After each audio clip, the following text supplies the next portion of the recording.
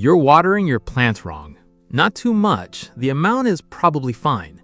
It's the timing, and it's quietly making your plants weaker with every single watering. Most people water a little, every couple of days. Soil looks dry, they water. Looks dry again, they water again. That logic isn't crazy, it just plays out badly underground where you can't see it. Here's what's actually happening. Shallow watering, a bit every day or two, only ever moistens the top few centimeters of soil.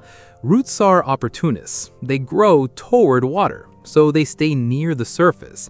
And the surface is exactly where soil dries out fastest. You've just trained the plant to live in the most unstable part of the pot.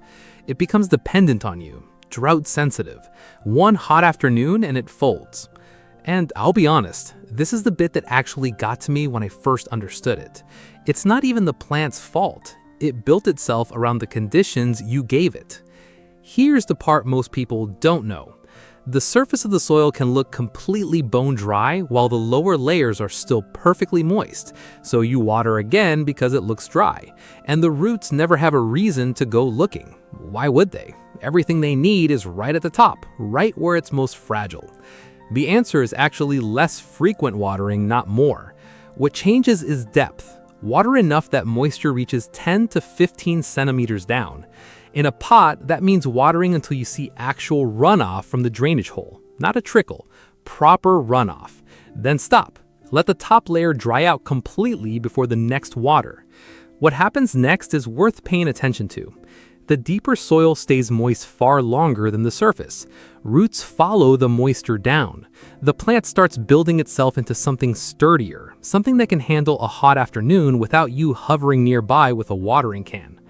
One thing worth noting, seedlings still need gentler, more frequent watering until they've got a root system worth developing.